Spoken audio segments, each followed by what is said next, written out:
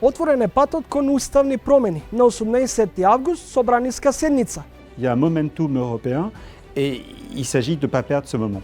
Какви би биле импликациите врз државата доколку до крајот на оваа година не бидат спроведени уставните промени? Le pays ne pourra pas avancer davantage dans sa voie d'intégration européenne. Et la situation durera aussi longtemps que cette situation de blocage au Parlement perdurera. Како член на работната група, апсолутно со ништо не е загрозен македонскиот идентитет со уставните измени и индициите се дека може да влеземе во втор бран на изолација. Таа изолација може да доведе до некоја внатрешна имплозија која што дури би можела да ги заследи меѓуетничките линии. Неказнивоста, неажурноста, селективноста и натаму аномалии во македонското политичко и општествено поднебје. Немаат доволно отпорни системи на корупција. Дали во случајот со вице-премиерот може да има тука и обид за прикривање? Сме го регистрирале тој висок ризик од корупција, дека поради прикривање на својот имот, имотот се става на име на некој близок.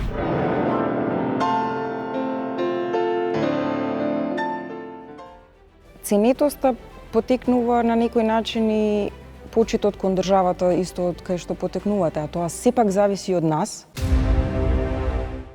Почна постапката за измени на уставот, отворен пат за евроинтеграција или затворен пристап до сојузништво со членките на Европската унија.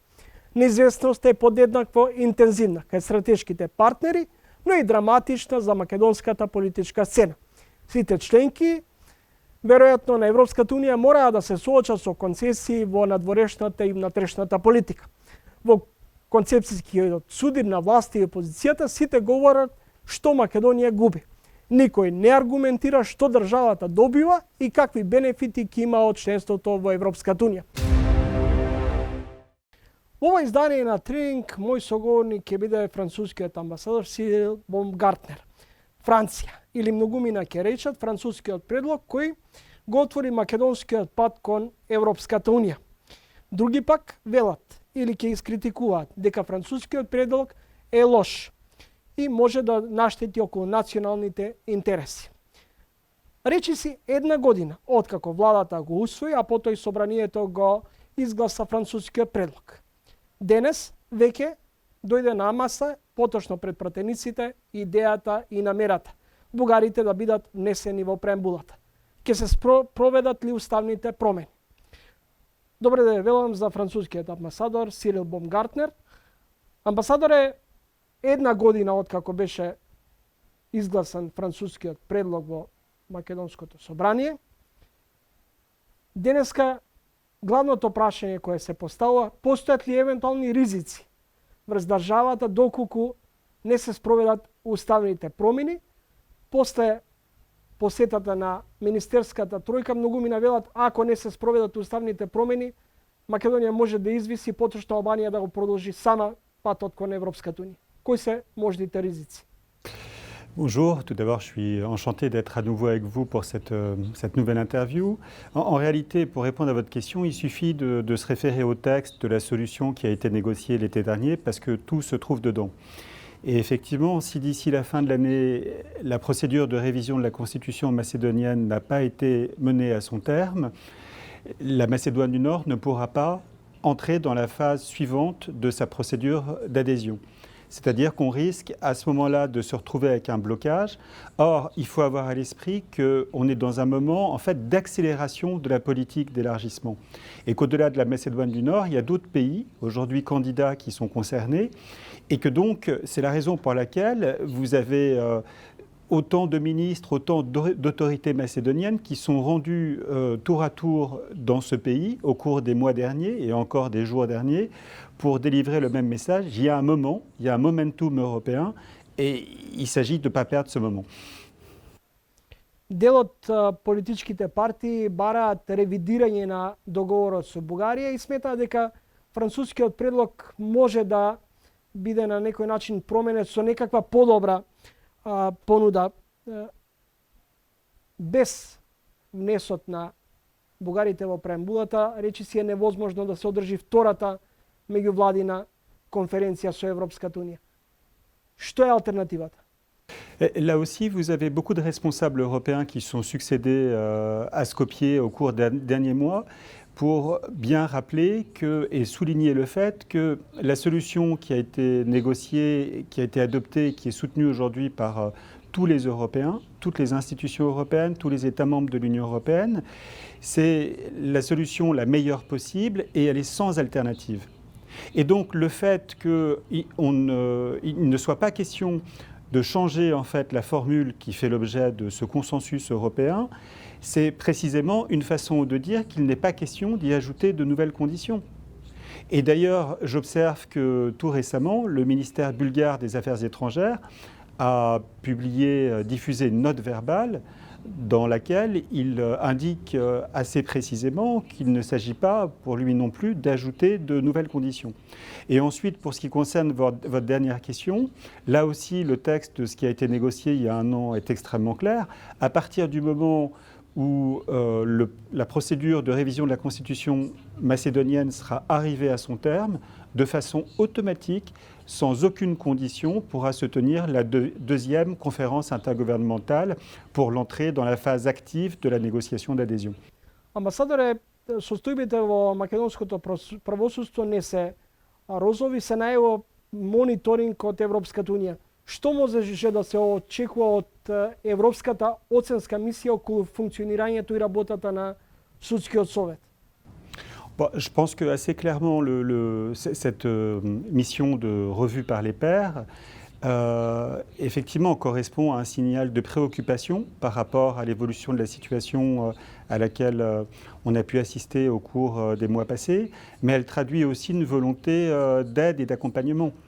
Donc d'abord, j'observe que toutes les institutions concernées dans ce pays ont accueilli favorablement le principe de cette mission.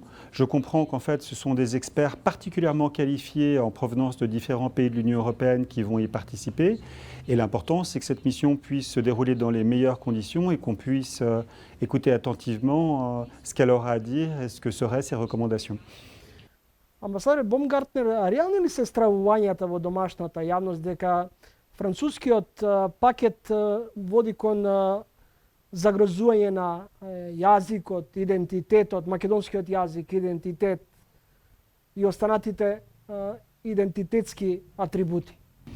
Je pense que ces craintes ne sont absolument pas fondées. J'entends bien les inquiétudes à cet égard, mais encore une fois, je pense que quand on considère la situation de façon rationnelle, on peut démontrer qu'en fait, il n'y a pas de raison d'avoir ces inquiétudes. Pour ce qui concerne la langue, je pense que la formule d'accord qui a été négociée est très claire et prévoit une reconnaissance de la langue macédonienne, et d'ailleurs sans aucune condition, sans aucune note de bas de page ou aucun caveat d'aucune sorte. Et d'ailleurs, lors de sa visite ici il y a quelques jours, la ministre française chargée de l'Europe, Madame Boone, qui s'est déplacée conjointement avec ses collègues du triangle de Weimar, a bien rappelé qu'à terme, au moment de l'adhésion, la langue macédonienne aurait vocation à être l'une des langues officielles de l'Union européenne. Ça, c'est pour la langue. Pour ce qui concerne l'identité macédonienne, je pense que ceci renvoie peut-être plus précisément au contenu de la révision constitutionnelle qui vient d'être transmise au Parlement ces derniers jours. Sur le sujet, moi j'observe que le débat politique qui a été mené au cours des derniers temps a permis un certain nombre de clarifications qui sont, me semble-t-il, de nature à apporter quelques assurances sur le caractère pas non intrinsèquement problématique en fait de cette réforme. Et puis, pour le reste, je pense que ce qui, en fait, peut préoccuper un certain nombre de personnes, de citoyens dans ce pays, c'est la question de l'histoire. Mais en réalité, pour la question de l'histoire, le cadre est inchangé par rapport à ce qui préexistait avant cette formule d'accord de l'été dernier. En fait, c'est en application du traité de 2017 qu'il y a une commission d'historiens, une commission mixte d'historiens qui est formée et qui a en charge de trouver des formules consensuelles entre les deux parties sur les grands événements et les grandes figures de l'histoire commune. Alors, et il ne faut pas oublier d'ailleurs que malgré les difficultés qui sont réelles, cette commission a déjà obtenu un certain nombre de succès et a été capable de s'entendre sur un certain nombre de définitions communes. Donc je crois que l'enjeu à ce stade, c'est vraiment de permettre à cette commission de travailler dans la plus grande sérénité, avec la plus grande objectivité scientifique, parce que cette tâche, en réalité, est essentielle dans une perspective de long terme. Mais à la fin des fins, vous savez, aucun État membre de l'Union européenne ou aucune institution de l'Union européenne viendrait expliquer quelle est la définition correcte. C'est vraiment l'objet de cette commission que de procéder, dans les conditions que j'ai décrites, à ce travail exigeant mais indispensable. Неказнивоста, бавната правда, корупцијата, криминалот, неефикасни институции, бизнес влијанија врз судиите и обвинителите, дали е доволно само политичка волја за и да се ослободат судството и обвинителството од било какви влијанија, или можеби треба да се размислува и за меѓународна помош за конечно да имаме ефикасни институции, судство, обвинителство кое ќе суди врз основа на факти. C'est d'abord une question de volonté et de capacité politique. Ces réformes sont indispensables, elles sont bien identifiées comme telles, notamment dans tous les rapports de la Commission européenne, et elles sont attendues, je pense, par l'écrasante majorité des citoyens de ce pays. Et en fait, personne ne peut se substituer à l'autorité politique légitime macédonienne pour procéder à ces réformes.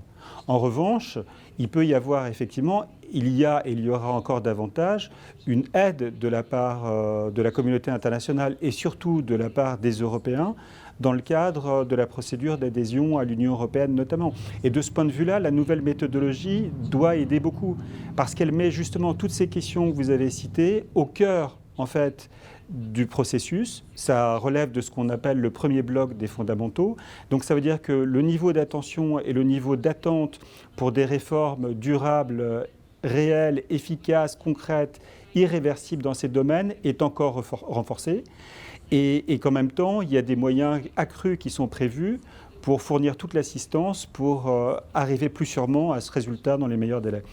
Амбасадоре, при крајот од разговорот уште две кратки прашања. Во Македонија речиси денес е на најниско ниво довербата во македонското правосудство. Можете ли да ни кажете каква е довербата на француските граѓани во судството кај вас? C'est une question intéressante. La vérité, c'est que je ne peux pas vous répondre de façon rigoureuse parce que je n'ai pas vu les dernières enquêtes d'opinion à ce sujet. Ce que je peux vous dire, c'est que globalement, je pense que le niveau de confiance des citoyens français dans la justice de leur pays s'est progressivement amélioré avec le temps. Tout simplement parce qu'au fil des années, des décennies passées, en réalité, il y a un cadre législatif qui a été progressivement renforcé, notamment pour résoudre des sujets tels que le financement illicite des partis ou la corruption. Donc je pense que c'est un phénomène en fait qui se construit avec le temps. Et par ailleurs, il faut avoir à l'esprit, et là je parle de façon générale, que les problématiques, notamment de corruption, sont des problématiques qui sont des problématiques universelles. Ça ne veut pas dire qu'il faut avoir de la tolérance vis-à-vis d'elle. Il faut être au contraire implacable. Mais il faut comprendre que la corruption, c'est quelque chose qui est presque inhérent à l'activité humaine et donc c'est un combat permanent. Et ça veut dire que la confiance, en fait, pour résoudre ces sujets, ne peut jamais être absolue parce qu'en fait, c'est une lutte entre le bien et le mal qui n'est jamais complètement résolue. Mais ce qui compte, c'est la détermination, c'est la volonté politique et c'est aussi la capacité dans le temps, de se doter d'institutions qui soient suffisamment solides pour pouvoir raisonnablement apporter des réponses convaincantes à ces difficultés. Дали реални се стравувањата дека доколку уставните промени не се спроведат до крајот на годината, Албанија ќе го продолжи патот сама кон Европската унија, а Македонија ќе мора да чека подобри моменти, или можеби ова е своевиден притисок од Брисел за целосно да се обезбеди потребното мнозинство и конечно да се реализираат уставните промени кои се услов за одржување на втората меѓувладина конференција со Европската унија, а со тоа и де факто да почнат почне процесот на отворање на поглавјата и кластерите. Alors, en fait, c'est ce que je vous disais en introduction, c'est que tout figure dans les documents qui ont été négociés et adoptés l'été dernier. Donc cette question, vous pouvez me la poser et je vais vous répondre, mais vous savez, vous pourriez la poser à un professeur de droit européen qui, donc, avec toute l'objectivité et le professionnalisme qui s'attache à cette qualité, pourrait vous répondre également de façon tout à fait autorisée. Mais la réponse, c'est qu'en fait, le cadre est extrêmement clair, c'est-à-dire que si la révision de la Constitution n'a pas été menée à son terme concrètement d'ici la fin de l'année, autour du mois de novembre, le pays ne pourra pas avancer davantage dans sa voie d'intégration européenne. Et la situation durera aussi longtemps que cette situation de blocage au Parlement perdurera. Et la vérité, c'est qu'en réalité, cette condition de révision de la Constitution ne se trouve pas posée pour d'autres. Et on est, encore une fois, dans un moment européen, un momentum européen, dans un moment d'accélération de la politique d'élargissement. Et donc, c'est compte tenu de ces deux éléments que, comme Madame Boone l'a rappelé ici il y a quelques jours, il y a un risque effectivement de découplage qui se pose. En fait, si vous voulez, pour arriver à me faire bien comprendre, je vais utiliser une image. On est dans une gare. Vous avez des trains qui sont à quai et qui attendent l'heure du départ. Mais si au moment de l'heure du départ, il y a un train pour une raison X ou Y qui reste bloqué, ce n'est pas pour autant que les autres ne pourront pas avancer. C'est ça la situation. Амбасадоре Баумгартнер, ви благодарам за интервјуто. Имајќи во предвид дека ова е последното издание на Тренинг за оваа сезона, ми беше задоволство што бевте мој соговорник и ви посакувам убави денови, бидејќи сега заминувате наскоро на одмор. Merci beaucoup et à vous aussi tout le meilleur, de bonnes vacances et à très bientôt.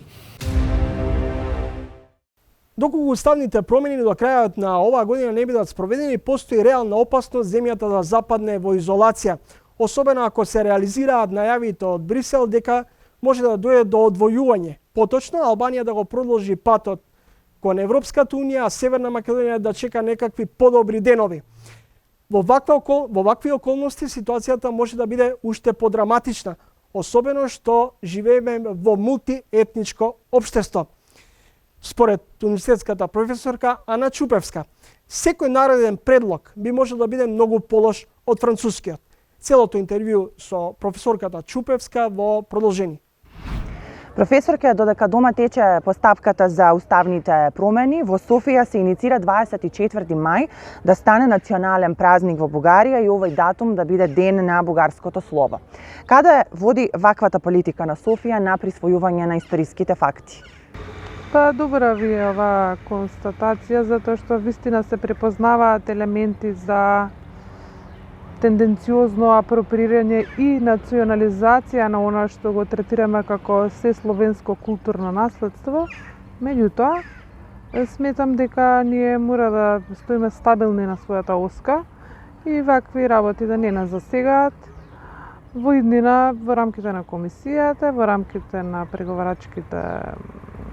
нивните преговарачки работни состаноци, веројатно ќе стане збори за тоа. Немам информации, меѓутоа мислам дека не треба да се оптоваруваме никако јавност, ни политички со овој потек. Они се баш кај што они се во една многу неповолна положба.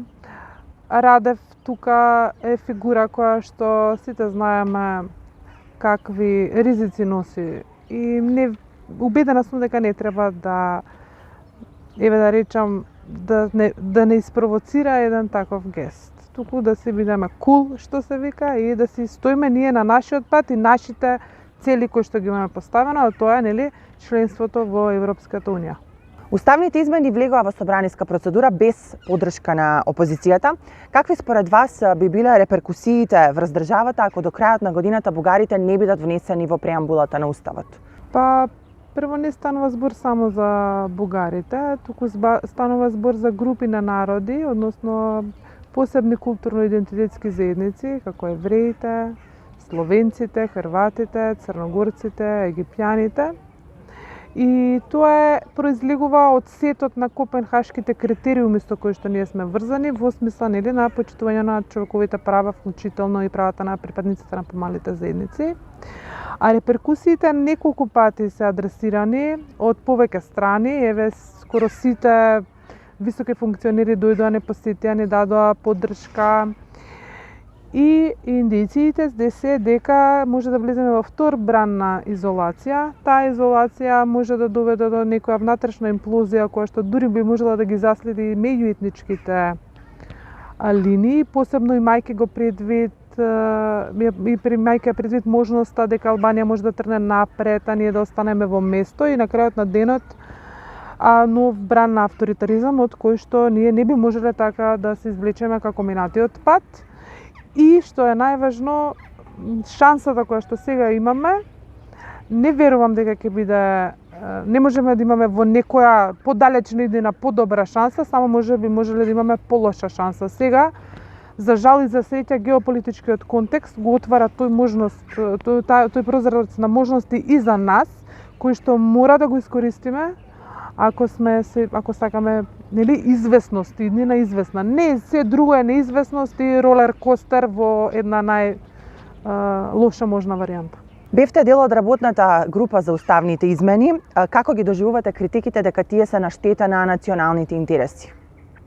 Видете, со оглед на интензитетот на пропагандата против уставните измени, која што доаѓа и потпомогната дури и од трети страни, не ги сваќам лично, бидејќи тие немаат никаков остов. Оно што сакам да го порачам и одговорно го тврдам како член на работната група, апсолутно со ништо не е загрозен македонскиот идентитет со уставните измени, со предлогот за уставните измени. Напротив, цврсто стои во рамките на нашиот воспоставен правно-политички поредок, во ни една аспект не отстапува и граѓаните нема од што да се плашат. Едноставно се признаваат правата на припадниците на сите заедници кои што живеат тука. А Македонија од секогаш, дури од времето на Крушевската република, до денеска го негува политичката култура на соживот и од тука апсолутно нема ништо страшно да се случи, само добро може да се случи, а тоа е откочување на процесот за пристапување на земјава кон Европската унија, а тоа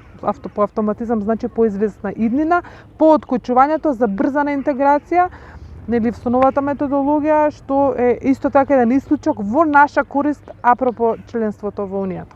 Да, очекувате ли дека посредбата на американската амбасадорка Агелер со премиерот Ковачевски и председателот Мисковски, ВМРО-ДПМН би можела сепак да ја преиспита одлуката и да гласа за промена на највисокиот правен акт, и што би значило евентуално одвојување на Северна Македонија и Албанија на патот кон ЕУ?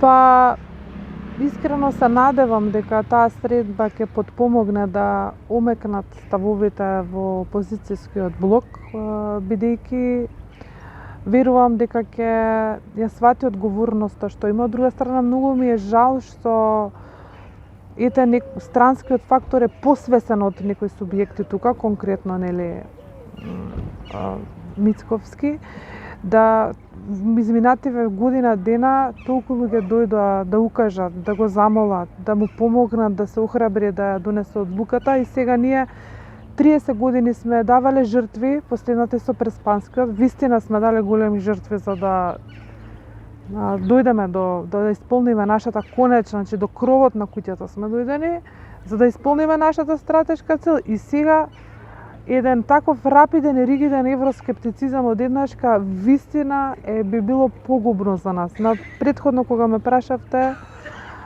споменав дека доколку се случи да не се реализираат уставните измени и Албанија посака да тргне напред, не сакам ни да мислам во какви црни сценарија може да влеземе. Вие гледате во регионот дека е во една злоупотребена позиција на подкусрување и на отворена можност за прокси војни кои што се нели на линија на глобалните проблеми апропо нападот на Русија врз Украина, и уште е сензитивен регионот и подлежи на сериозни нели дестабилизацијски можности. Ние имаме капацитет, само малку ни треба храброст за да продолжиме таму каде што сме тргнале уште пред 30 години.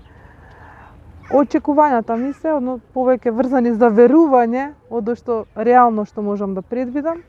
Верувам дека ќе направи вистински избор во овој клучен момент за земјата. Работата на антикорупцијската комисија стана трн во окот за владата, но и за дел од институциите кои треба да работат во насока на сузбивање на корупцијата и криминалот. Во ова издание, кое е последно за оваа сезона, една од соговорничките е председателката на антикорупцијската комисија Билјана Ивановска. Господи Ивановска, влеговте во директна конфронтација со обвинителството. Каде води овој начин на анимозитет и меѓусебно префрлање на вината? Кој каква надлежност има во однос на сузбивањето или разоткривањето на корупцијата? Први ви благодарам за поканата да учествувам во вашата емисија. Инаку надлежностите за институциите, вклучувајќи Државната комисија, вклучувајќи го и јавното обвинителство, се дефинирани во отделни закони. Така што нема основа за било какво условно речено препукување, како што вие кажавте, и потреба од тоа, бидејќи било какви изјави не може да бидат повисоки и поголеми од законите, каде што се дефинирани нашите надлежности. Сметам дека секоја институција треба да си постапува согласно своите надлежности, така постапува и нашата институција, пред се имајќи го во предвид начелото за интегритет. Тоа значи дека ние во нашата работа се раководиме од професионализам, непристрасност, независност, отчетност, односно сите оние параметри кои што ги содржи тоа начело на интегритет. Но обвинителството ви сврте грб на некој начин. На неодреден период реши да ги замрзне, да ја замрзне комуникацијата со вас. Речи си во исто време дојде порака од американската амбасадорка дека дел од институциите кои треба да бијат битка во справувањето со овие аномалии, било да е корупцијата, криминалот, не даваат резултати. Каде постои спрега тука? Видете, во ниту еден закон не се дава можност на институциите да свртат грб на друга институција. Значи, тоа е недозволиво. И таквите изјави не водат никаде, ниту ја зголемуваат довербата на граѓаните во институциите, напротив, ниту ефикасност од работењето, ниту пак крајните ефекти и резултати. Спрема мене, пак ќе кажам, изјавите немаат поголема важност од законите. Секој треба да се собере и да си работи во согласно со своите закони и тоа да може да ефикасноста да ја зголеми, а со тоа и ефектите од постапувањето. Го кажавте ставот на амбасадорката, таа кажа дека сите податоци кои што ги прибавиле за да стават одредени лица на црната листа ги добиле од нашата држава. Што значи дека податоците се тука, зошто своевремено не се извадени во јавноста, треба да ги прашате тие институции. Ја споменавте американската амбасадорка, не ви изгледа помалку симптоматично што таа рече дека сите податоци ги добиле исклучиво од домашните институции. Токму тоа го кажа. Ако е така, каде лежи проблемот? Во неефикасноста, неажурноста на институциите, свесното прикривање на податоци за криминал, корупција? Тоа значи дека системите во институциите се рандливи од корупција, од влијание, од клиентелизам, од се. Значи, сите меѓународни институции, организации укажуваат на потребата од зајакнување на институциите, на институционалниот интегритет и на системите кои што постојат во тие институции да бидат отпорни на корупција со еден збор, односно на политичките влијанија, на клиентелизмот и така натаму. Каде е дефектот тогаш? Во самите системи, во самите институции. Значи немаат доволно отпорни системи на корупција. И вие каде го гледате еве решението? Ако речи си секојдневно слушаме дека институциите не постапуваат по одделни пријави. Еве да речеме антикорупцијска ќе даде одредена забелешка, сугестија. Дел од институциите кои треба да реагираат остануваат имуни. Имаат причина за тоа. Позадината на причината е очевидна и прозирна. Тоа е една работа. Каде е антикорупцијска во како што знаете, антикорупцијска е превентивен орган. Во таа смисла, ние, почитувајќи нашата основна задача дефинирана во законот, сме подготвиле политики за интегритет, кои што се подпишани од страна на 17 институции на централно ниво и 67 на локално ниво. Дополнително оваа година, овие политики на интегритет ќе ги подпишат уште 158 институции кои што се вклучени во билатералниот скрининг. Што подразбираат тие политики на интегритет? Тие подразбираат транспарентност во работењето, работа со интегритет, правечно одлучување во однос на вработувањата, правилно спроведување на процедурите во институциите на јавните набавки, функционирање на внатрешната ревизија, на внатрешните контроли, како функционираат внатрешните контроли. Па ако се поставени тие како што треба, тогаш нема институциите да имаат и проблем, ме разбирате. Значи, треба самите институции да бидат зајакнати. Дополнително, овие институции кои што ги подпиша овие политики за интегритет, определија и лица кои што ќе се грижат за спроведување на тие политики за интегритет. Ние од наша страна подготвивме и софтверско решение кое собира податоци од самите институции до каде се со спроведувањето на тие политики за интегритет, значи сега е прва година, меѓутоа сме подготвени за тоа, имаме и извештај закачен на нашата веб страна. Како да се бориме против корупцијата, сметам дека транспарентноста е број 1. Колку што се институциите потранспарентни, толку корупцијата може да биде на пониско ниво. Тоа е број 1. Понатаму, со намалување на влијанието на ризичните фактори од корупција, исто така може да се придонесе кон сузбивање на корупцијата. Ако земете во предвид дека политичкото влијание е најризичниот фактор, значи треба политиката да си ги тргне рацете од функционирањето на институциите. Тоа подразбира донесување на закон за високораководна структура, која што ќе биде професионална, која што нема да подлежи на политичките влијанија, која што ќе бара професионалност и одработењето понатаму на останатите вработени во тие институции кои нема да даваат отчет на партиските штабови, туку во самата институција. Понатамо, владење на правото, неказнивоста, односно неказнивоста во нашиот случај, бидејќи имаме толку низок степен на казнивост, се доведува во прашање владењето на правото. Тие механизми мора да бидат стегнати. Понатамо, политиките за интегритет, односно општо интегритет во институциите. Вие земете во секторот правосудство, во нашата национална стратегија, најголемиот проблем беше неефикасен систем за градење на интегритет. Јас пак ќе го поставам прашањето, неколку пати го поставам. Како може на правосудството да му се дадат толку големи ингеренции и независност за гарантиране, значи судството е уставна категорија. Во уставот се загарантирани и независноста и професионалноста дека судиите мора така да постапуваат. Во сиве овие години тие самите си го дерогираат својот систем и доаѓаат до едно низок степен на доверба кај граѓаните. Земете ги истражувањата кои што ги направивме заедно со мисијата на ОПСЕ во Скопје, истражување кое што ја покажа ранливоста на судството одвнатре. Значи, од една страна ја имаме перцепцијата на граѓаните што сметаат за овој сектор, но од друга страна што и самите суди и обвинители кажуваат каде им се проблемите. И значи има доволна основа, ако се сака да се подобри системот, каде да се делува. Господи Ивановска, случај Артан Груби. Дали грубо го прекршува законот, па вие се обидувате малце да ја на некој начин амортизирате, да го амортизирате гневот, па велите не е наша одговорност, бидејќи возилото на вице-премиерот не било негова собственост. Обвинителството пак вели не е до нас, тоа е работа на антикорупцијска и дали на крај случајот, како и многу такви, ќе завршат ука-бука за 2-3 дена и толку. Во нашата држава треба системски промени. Ние и претходно, имам спомнато и во јавноста, значи сме имале дојави за службени лица дека поседуваат имот, викендици, куќи и така натаму. Со проверка на тие објекти, констатирано е дека тие објекти се водат на друго име. Идентичен случај како со возилото кое што нели беше запалено. Значи, од тие причини, уште години наназад, има сигурно 3-4 години, не знам, значи уште пред парламентарните избори во 20-та година, излеговме со став дека е неопходен закон за потекло на имот, кој што ќе даде обврска на секој граѓанин да каже, да си го евидентира имотот, но и да даде отчет од каде му се средствата за стекнување на тој имот.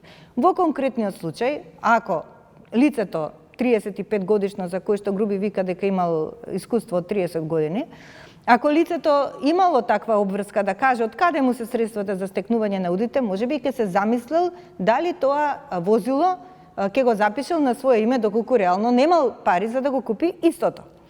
Пак ќе повторам, ни требаат системски промени и ни треба таков закон. Од друга страна, кај нас има отворено предмети за испитување на имотната состојба на вице-премиерот Груби, меѓутоа тоа испитување се сведува на потврдување на податоците кои што тој ги декларирал во анкетниот лист, дали тие податоци соодветствуваат со податоците искажани во соодветните институции како што е Агенцијата за катастар или пак Министерството за внатрешни работи, управата, односно секаде каде што има имот. Доколку имате вкрстена анализа, доколку се поклопат податоците, ние немаме алатки што понатаму да правиме. Господи Ивановска, дали имате можеби индици, информации за можно прикривање на сопствен имот при доставањето на имотниот, односно анкетниот лист?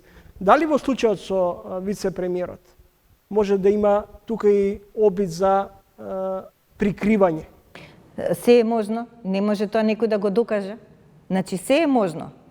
Може тој да го прикривиме, затоа ние сме го регистрирале тој висок ризик од корупција, дека поради прикривање на својот имотот се става на име на некој близок пријател, роднина и така натаму, кој што не е службено лице и не подлежи на нашата контрола. Ме разбирате? Затоа ни треба системски закон.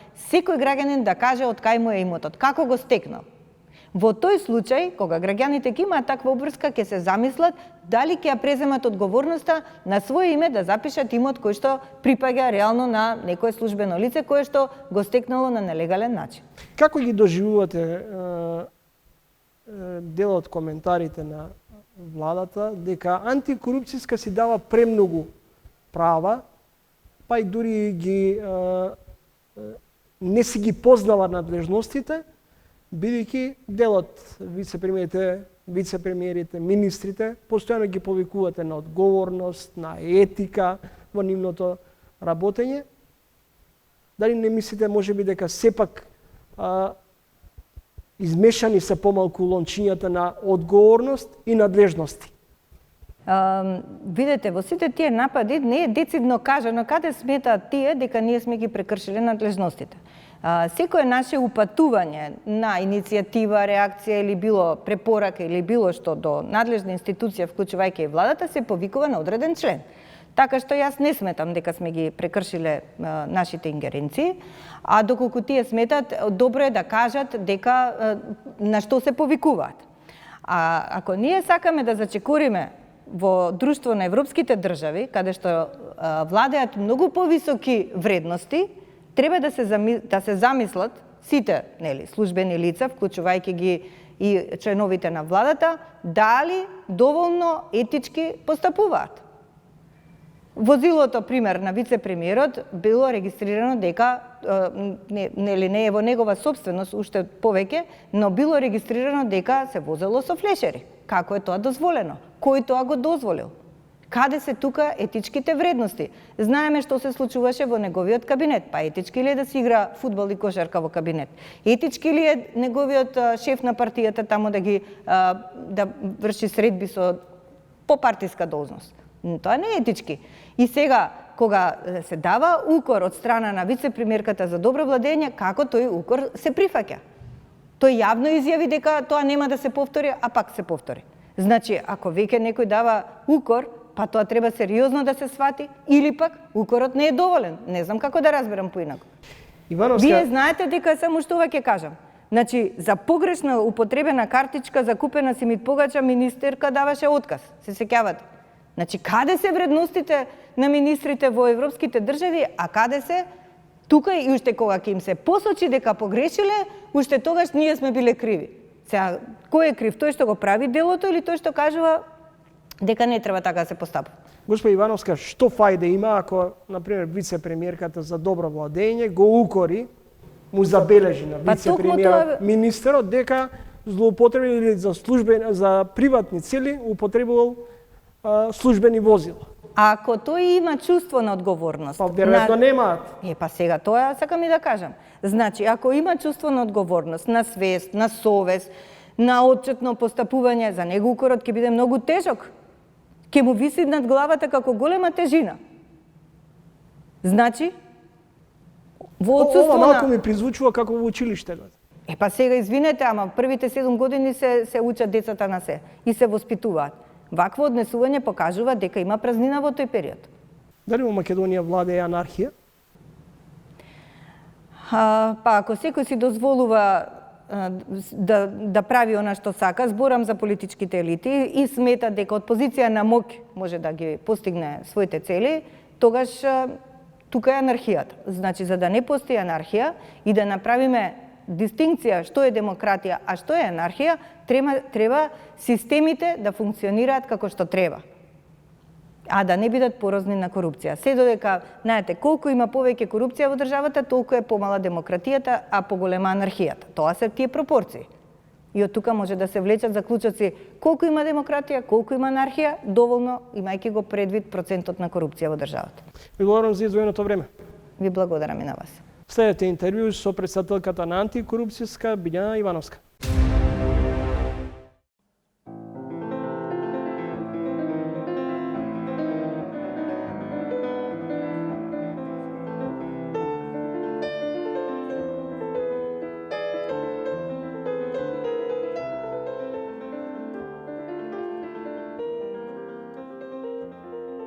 Македонската пианистка Илинка Манова, која живее и работи во Соединетите Американски држави, е добитничка на повеќе награди, а нејзината љубов и страст кон музиката ја преточува во суштинско изучување на оваа уметност. Првите образовни стадиуми ги завршува во Скопје, во класата на професор Валентина Нолчева, за потоа да продолжи да студира во класата на професор Арбо Валдма во Келн и во класата на доктор Соломон Миковски во Манхетен во Њујорк. Добитничка на полна стипендија за нејзините студии со Стефани Браун на Државниот универзитет во Њујорк, каде што се здобива со титула магистар и со уметничка диплома. Во моментов е запишана на докторски студии за музичка уметност под менторство на Анџелина Гаделија на Универзитетот во Конектика. Добитничка е на првата награда на 29-тиот меѓународен надпревар на уметници во Њујорк, пошто следи нејзиниот соло рецитал во Карнеги Хол во 2001 година. Добитничка е на повеќе стипендии, награди и признанија. Како солист и камерен музичар остварила настапи во Париз, Рим, Бон, Келн, Женева, Белград, Љубљана, Скопје, како и повеќе градови низ југоисточна Европа и во Соединетите Американски држави. Игор Пикајзен и Илинка Манова на 5 август за време на Охридско лето ќе имаат свој настап. Во ово издание на Трилинг, моја соговорничка ќе биде токму Илинка Манова, која речиси 30 години живее и работи. Најпрво во Германија, а потоа последните речиси 20 години е во Соединетите Американски држави. Манова подолг период се познаваме, речиси повеќе од 20 години. Вашата кариера започна најпрво во Скопје, потоа продолжувате во Келнската академија и потоа во Соединетите Американски држави. Што значи за вас да се биде пианист, речиси 4 децении? Благодарам го за прашањето.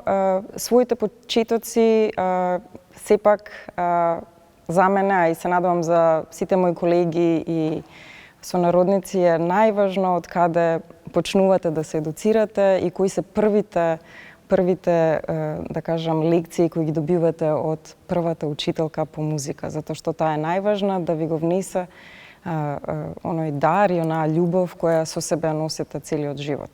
Моите почетоци се токму тука, преку улица во музичкото балетско училишниот центар, под раководството на Валентина Нолчева. После моите formative years, кои би ги кажале американците, заминав за Нови Сад прво, 1 година, и потоа ги завршив основните студии во Келн, каде што бе водена под раководството на професорот Арбо Валдма. Ми се отвори голема шанса преку еден италијански надпревар да се запознаам со професор кој работи на Манхетен школата во Њујорк, кој ме покани да студирам кај него со полна стипендија, Соломон Миковски, каде што ги завршив и преддипломските и постдипломските студии. И во моментов, после долги години, се решив да го завршам и докторатот. Докторатот го работам овие денови, веќе во последна фаза, на Универзитетот во Конетикат и го пишувам за сестрата на Феликс Менделсон, за Фени Менделсон.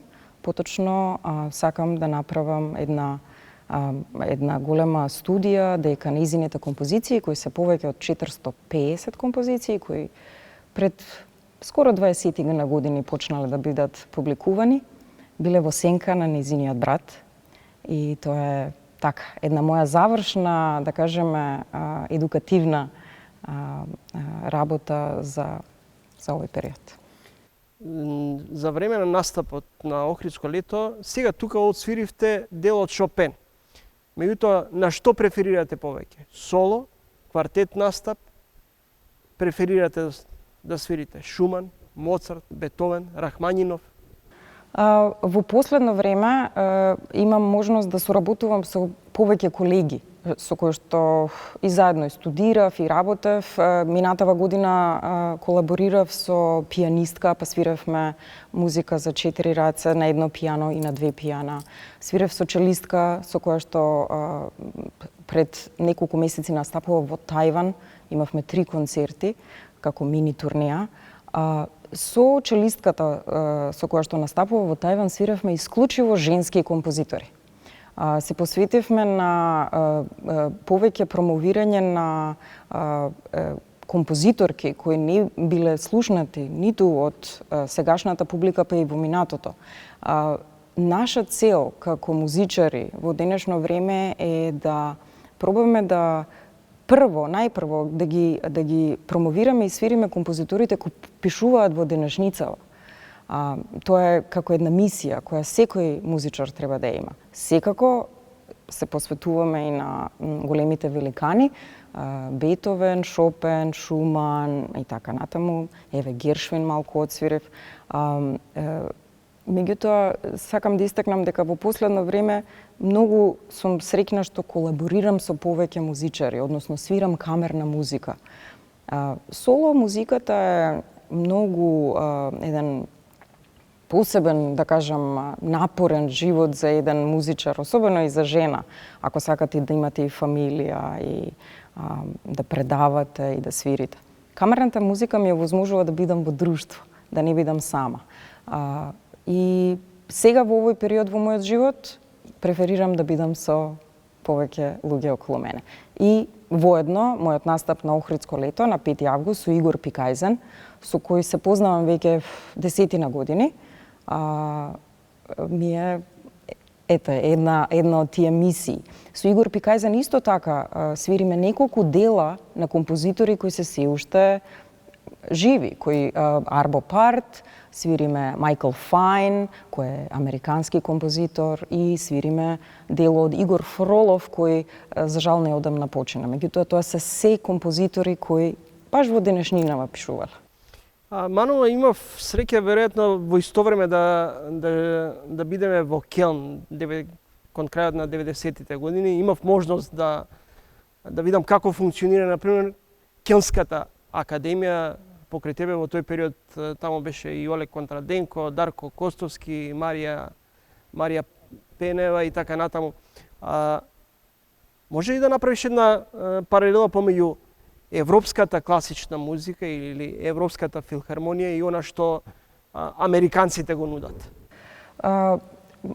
Најпрвен, во времето кога ние студиравме, тоа е навистина поодамна, имаше повеќе класични стандарди на студирање, особено и имаше еден, како да кажам, спектар на, независно дали сте во Азија или во Европа или во Америка или на било кој континент. Во денешно време, со овие, да кажеме, глобални мешања на сите, не само во нашата професија, некако тие граници се матни, дури и како да не постојат. Кога ќе каже некој, па што е европска класична музика, што е американска класична музика. Не треба да заборавиме сепак дека Америка е понов континент и американците и американските композитори или американските академии сите американски композитори сепак компонираат се уште во европски класичен стил. Меѓутоа, кога ќе прашате некој американец што е класична музика на Америка, тој ќе ви каже джез. Затоа што за американците сепак традициите и американските корени се джезот. Мојата споредба помеѓу академиите и како студирав кога бев помлада во Келн и сега на подоцни години е, пак ќе кажам, глобална. Школите и порано што постоеше, што ќе каже некој, ова е руска школа. Веќе тоа мислам дека не постои. Нема граници и мислам дека дури и американците, бидејќи е поголема земјата, се повеќе, како да кажам, храбри да експериментираат. Дали е тоа со оркестри со модерна музика, дали е тоа со оркестри каде што ќе нарачаат некој да напише млад композитор за нив. Дури понекогаш се случува да европските, дали се тоа квартети или оркестри кои гостуваат во Америка, да побараат да им се промени програмата, да не биде туку класичен репертоарот, да не биде Бетовен пак, кој сме го слушале. Ништо лошо. Секако, минатото никако да се заборави, бидејќи ние сме носители на тоа. Но, пак се навраќам, ние сме тие, музичарите, кои треба да го промовираме денешното време за да остане на наредните генерации. Мануа, после колку години се враќаш на македонската сцена? Поодамна немам настапувано во Македонија. Мојот последен солистички концерт на Охридско лето беше во 2001 година. Така да ова ми е... Еве. Дали тоа значи дека ги забораваме нашите еминентни македонски уметници кои се раштркани низ светот? Америка е многу далеко, прво. Второ, мислам дека има и едно и друго. Една е мојата страна, каде што јас се посветив скоро 10 години на своите деца. Сега се тие веќе тинејџери и сега имам многу повеќе време јас лично како уметник да се занимавам со тоа што го сакам. И толку многу брзо се менуваат работите во Македонија, во секој, да кажеме, во секоја област, да дури ако го успоставите контакт со некого со кого што еве не ве заборавил после толку години, после тоа некако тоа се брише и како да не постои. Меѓутоа јас сепак се навраќам на тоа. Ние треба да се враќаме дома, да свириме дома, дека сепак ова е, како да ви кажам, ова никогаш не сме да се заборави, дека ова е нашата родна земја. На сите нас музичарите, кои ни има многу посветив. Многу посветив. Многу сум среќна што бев поканата на Охридско лето оваа година. И многу ми значи што ќе донесам еден врвен виолиниста, а особено ми значи што овој врвен виолиниста кој ќе свири, кој снима со Лондонска филхармонија. Неговиот дедо 1975 година има свирено на Охридско лето. За него е ова една огромна чест и со нетрпение чека да дојде во Охрид. Мануа, ги споменавте вашите деца, имате 2 керки. Ги насочувате да продолжат по истите стапки на истите ваши стапки? И со Имаат такви двете музички предиспозиции? и двете имаат музикалност во себе. И двете имаат музикалност во себе, меѓутоа и двете завршија основно музичко училиште. Едната свиреше чело и саксофон, виолончело и саксофон, а другата свиреше клавир и труба. И двете имаат култура на однесување кога одиме по концерти и театри. Дали ќе се насочат да бидат музичари, не сум сигурна. Меѓутоа знам дека мисијата во која што и јас и мојот сопруг се заложуваме да бидат љубители на уметност и да бидат постојани поддржувачи на уметност во било која сфера. Колку нашите македонски уметници се признаени и ценети надвор од границите на државата? Јас мислам дека дури и секој уметник, независно дали е тоа од нашата држава или од нашиот град, во денешно време многу од нас треба сами да си го малку кроиме и патот, што се века.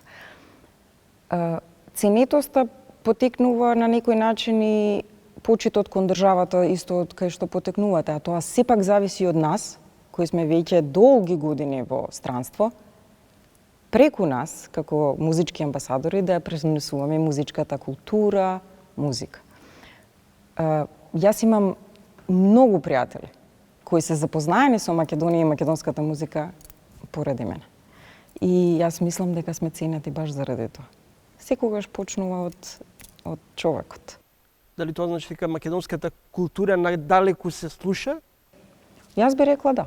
Јас би рекла да и секогаш има прекрасни луѓе кои не само за музиката, него и за кујната, за поднебјето, за народот, за традициите раскажуваат. И мислам дека има прекрасни спомени кај странците кои дошли и ја посетиле нашата земја заради луѓе како нас кои живеат веќе долго во странство. Манова, имате трема пред настапот на Охридско лето? Имам голема трема бидејќи настапувам дома.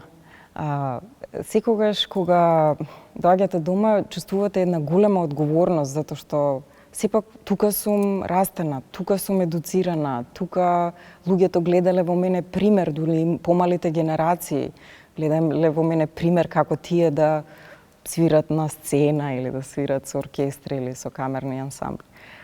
Имам, меѓутоа сум многу горда што ќе успеам да оваа година да настапувам на Охридско лето. На крајот ќе зинам и во вашиот приватен живот. Вие сте во Соединетите Американски држави, живеете, вашата сестра живее исто во Соединетите Американски држави, а сепак чувствувате некаква топлина кога сте во државата.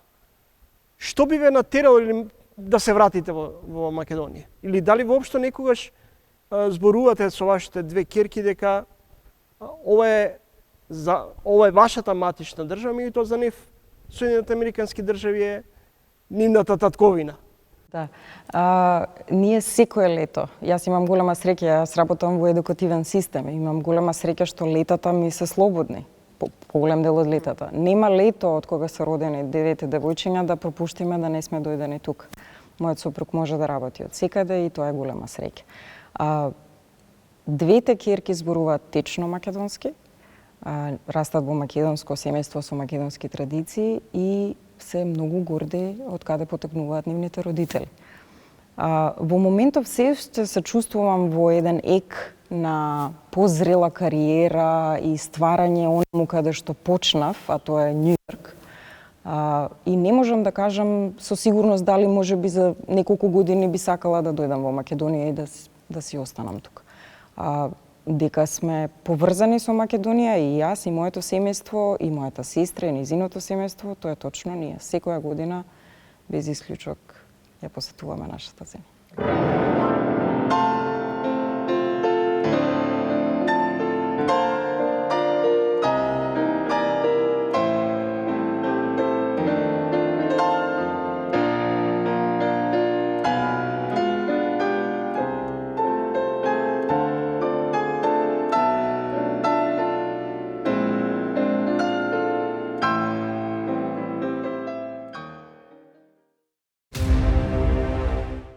Го следете последното издание на Трилинг за оваа сезона. Ви благодарам на вниманието и се гледаме кон средината на септември.